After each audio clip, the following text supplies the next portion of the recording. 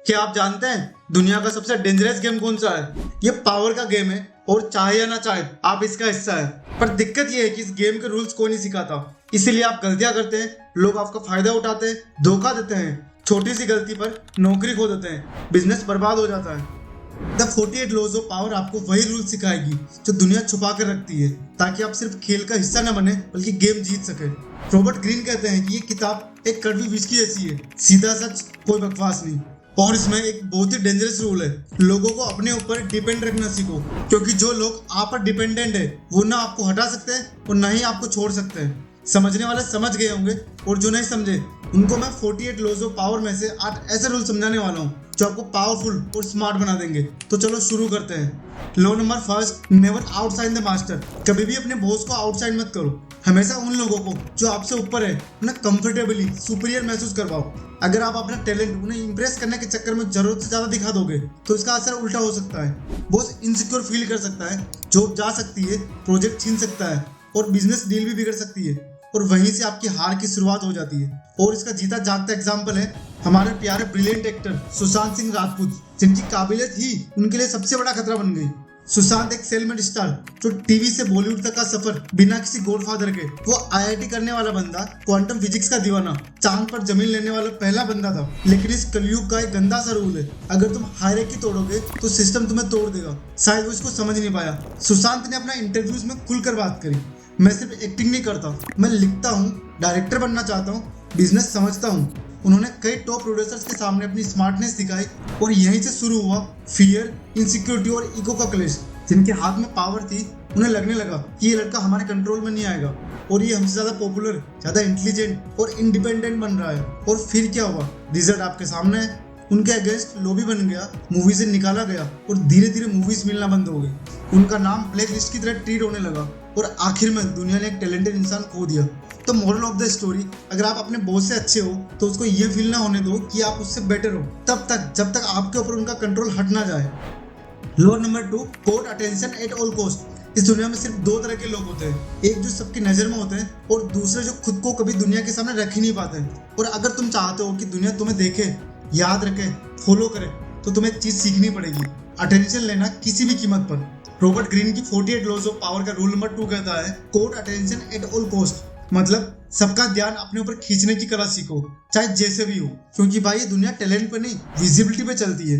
तुम्हारे पास चाहे जितना भी ज्ञान हो, अगर तुम दिखाते नहीं हो तो तुम एग्जिस्ट ही नहीं करते। चलो एक रियल जिंदगी के एग्जांपल से समझते हैं। रणवीर सिंह जब वो इंडस्ट्री में आया, उसका कंपटीशन था रणबीर कपूर, शाहिद कपूर और कई एस्टेब्लिश स्टार्स। एक्टिंग तो सबके पास थी, लेकिन रणवीर ने एक सीक्रेट पकड़ा, एक्टिंग तो सब करते हैं, मैं एक्टिंग के साथ अटेंशन भी लूंगा, और वो भी पूरी दुनिया भर की। इसके लिए उसने ऐसे कपड़े पहने जो किसी ने पहने ही नहीं थे। उसकी एनर्जी इतनी हाई थी कि कैमरा उसे इग्नोर ही नहीं कर सकता था। हर जगह वो न्यूज बन गया, रेड कारपेट हो या इंटरव्यू, एयरपोर्ट हो या अवार्ड शो, लोग उसका मजाक बनाते थे, ये क्या पहनता है, ओवर एक्टिंग करता है। लेकिन वो न्यूज में था, वो ट्रेंडिंग था, वो याद रखा गया। और आज उसके पास बेस्ट ब्रांड्स है, ब्लॉकबस्टर मूवीज है, और सबसे बड़ी बात, उसकी अपनी पावरफुल आइडेंटिटी है। दुनिया तुम्हें तब तक इग्नोर करेगी जब तक तुम खास बनने की हिम्मत नहीं करते। जो दिख गया वही टिक गया। तुम्हारा टैलेंट तभी काम करेगा जब लोग तुम्हें नोटिस करेंगे। Law number 3, avoid stepping into a great man shoes. महान आदमी के नक्शे कदम पर मत चलो, अपनी अलग पहचान बनाओ। मतलब जब कोई महान इंसान अपने काम, अपने नाम, अपने लेगेसी से दुनिया में चल गया हो तो उसकी जगह लेना सबसे खतरनाक काम होता है। लोग तुम्हें उसी स्टैंडर्ड की उम्मीद करते हैं, हर पल कंपेयर करते हैं, और अगर तुम थोड़ा भी कम पड़ गए तो बस तुम उनका शेडो बन जाते हो, उनका सस्ता वर्जन। तुम्हारी पहचान उनके नाम के नीचे दबा दी जाती है। जैसे राहुल गांधी, नाम ही काफी है एग्जाम्पल के लिए। उसके पीछे एक महान पॉलिटिकल लेगेसी, इंदिरा गांधी, राजीव गांधी और खुद जवाहरलाल नेहरू जी, जो पॉलिटिकल पावर हाउस फैमिली से हैं। लेकिन जब राहुल गांधी ने पॉलिटिक्स में कदम रखा तब लोगों ने उसे डायरेक्ट नेहरू जी और राजीव गांधी जी से कंपेयर करना शुरू कर दिया। लोग कहते रहे वो बात नहीं है जो इंदिरा जी में थी, राजीव गांधी जैसे क्लियर विजन नहीं है। भले ही राहुल गांधी अपने काम में हद से ज्यादा एफर्ट्स करते रहते हैं, लेकिन उनकी पहचान उसके अपनों के कदमों के नीचे दब गई, क्योंकि वो एक ऐसा ओरा से है जो ऑलरेडी हिस्ट्री बना चुके थे। तो भाई बात ऐसी है कि लेगेसी के पीछे मत भागो, अपनी कहानी खुद लिखो। तुम किसी और के थ्रोन पे बैठ के किंग नहीं बन सकते, अपना खुद का सिंहासन बनाओ। Law number 4, recreate yourself. अच्छा आप ये बताओ, क्या आप वही इंसान हो जो दुनिया तुम्हें समझती है? एक एवरेज, सिंपल, भोला भाला, या तुम वो बन चुके हो जो दुनिया को कंट्रोल करता है और अभी तक नहीं बने हो ना, तो ये रूल आपके लिए, रिक्रिएट योरसेल्फ। अगर आप खुद को बार बार रीइन्वेंट नहीं करते तो दुनिया तुम्हें हिस्ट्री बना देगी। मिस्ट्री नहीं, ये दुनिया उन लोगों की है जो हर बार खुद का नया वर्जन लेके आते हैं। तुम एक आइडेंटिटी पर टिके रहोगे तो लोग तुम्हें यूज करके भूल जाएंगे, बट अगर तुम अपने आप को एक ब्रांड की तरह इवॉल्व करते रहो तो तुम ट्रेंड नहीं, कल्चर बनते हो। जैसे शाहरुख खान ने अपने आप को सिर्फ एक्टर नहीं, एक ग्लोबल ब्रांड बना दिया है। आज का गोल सिंपल सा है जो आपको रिक्रिएट करके भीड़ से उठा के ब्रांड बना सकता है। आइए एक महान हस्ती के एग्जांपल से समझते हैं, विराट कोहली। वैसे नाम ही काफी है, पर क्या तुम्हें पता है ये आदमी सिर्फ मैदान में रन ही नहीं बनाता, ये खुद को भी हर बार रिक्रिएट करता है। एक टाइम था जब विराट अग्रेशन का सिंबल था, हर मैच में स्लेजिंग, हर शॉट में attitude. People loved him, feared him और कुछ तो हेट भी करते थे। 2016 से 18 तक का कोहली अनस्टॉपेबल था, किंग कोहली। लेकिन फिर आया डाउनफॉल का दौर, फॉर्म गिर गया, लोग कहने लगे कोहली खत्म हो गया, ओवररेटेड हो गया, अब बस पैसा कमा रहा है। और जब 3 साल तक सेंचुरी नहीं आई तो दुनिया ने उसे ऑलमोस्ट एक्स प्लेयर की कैटेगरी में डाल दिया। लोगों ने कंपैरिजन करना स्टार्ट कर दिया, बाबर बेटर है, गिल तो अब नेक्स्ट कोहली है। बट विराट कोहली ने क्या किया, उसने पब्लिक को जवाब देना बंद कर दिया, सोशल मीडिया से दूर हो गया, अपने आप से सवाल पूछा, मैं क्या सिर्फ रन्स के लिए जाना चाहता हूँ या एक वर्जन बन चुका हूँ जो अब आउटडेटेड है।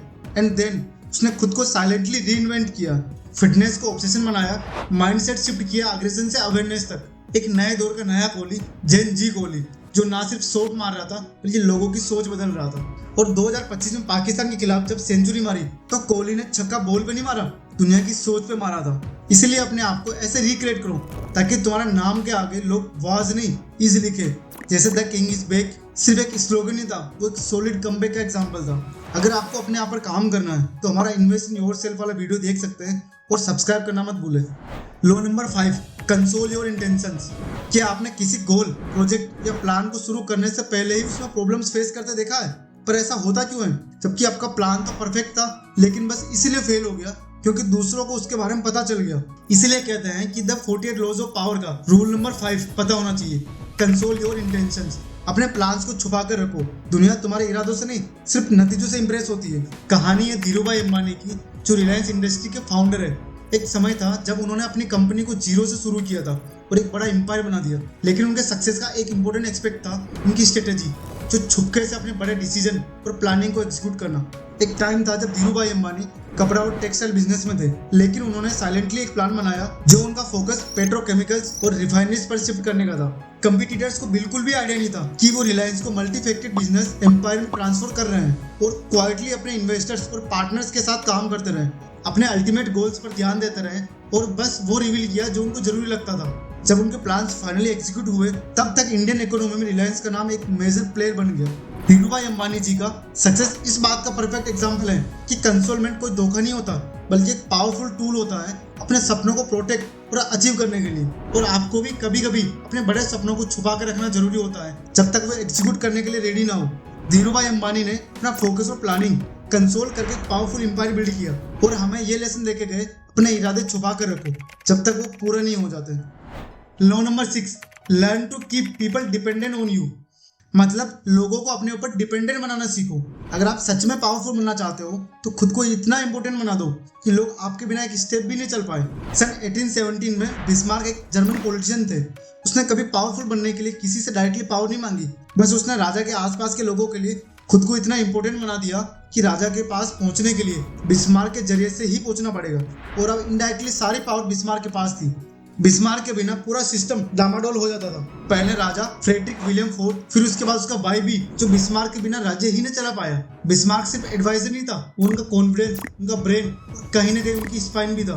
राजा सिर्फ फैसले सुनाता था पर राजा की सोच, प्लानिंग और असली पावर बिस्मार्क के पास में थी। आप चाहे किसी भी फील्ड में हो, एक स्किल्स, एक हैबिट, एक सिस्टम ऐसा बिल्ड करो जिसमें लोग खुद बोले कि इसके बिना तो काम ही नहीं चलेगा। पावर के ऊपर बैठना जरूरी नहीं, लेकिन पावर के नीचे से सिस्टम चला पाना वो ही असली गेम है।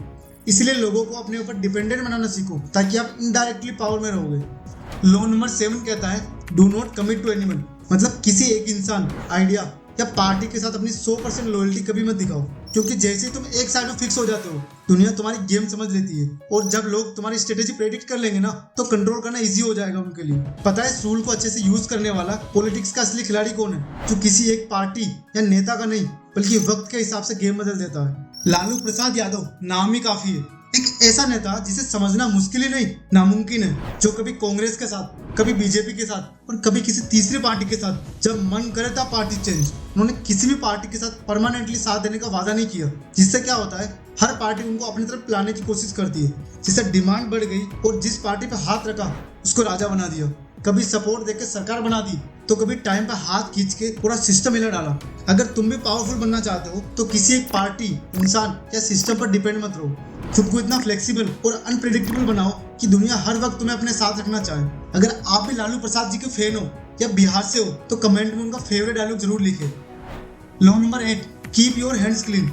पॉलिटिक्स हो या बिजनेस, कभी कभी गंदा फैसले लेने पड़ते हैं, पर असली खिलाड़ी वही होता है जो खुद को साफ दिखाता है, जो गंदगी में रहकर भी व्हाइट कुर्ता पहने रहता है। एक बार नेपोलियन से किसी ने पूछा, तुम्हारा हाथ कभी गंदा क्यों नहीं होता, मतलब तुम्हारा नाम किसी भी क्राइम या लड़ाई में क्यों नहीं आता? तो उसने मुस्कुराकर कहा कि मैं किसी और से काम करवाता हूँ। ड्यूक डी एंगियन, फ्रांस के राजा का शाही खून, मतलब वो उस खानदान से था जो पहले फ्रांस पर राज करता था, और नेपोलियन को लगता था कि ये रॉयल लोग उसकी सत्ता के दुश्मन बन सकते हैं, क्योंकि ड्यूक डी एंगियन इंग्लैंड के साथ मिलकर उसकी सत्ता को गिराने की साजिश कर रहा था। तब नेपोलियन अपने गुप्तचर भेजता है और ड्यूक को जबरन पकड़वाता है और अनऑफिशियल तरीके से अपने गुप्तचर की हेल्प से मरवा देता है। लेकिन इंपॉर्टेंट बात यह है कि नेपोलियन ने खुद के नाम से कोई ऑफिशियली ऑर्डर नहीं दिया, सब कुछ इनडायरेक्ट तरीके से कराया, ताकि जब लोग सवाल करें तो वो कह सके कि मेरा पर्सनल मुद्दा नहीं था, तो देश की सुरक्षा का मुद्दा था। नेपोलियन बोनापार्ट दुनिया का वो सेनापति जिसने आधी दुनिया जीत ली, लेकिन जब बात गंदे पॉलिटिक्स कामों की आती थी तो उसके हाथ हमेशा साफ नजर आते थे।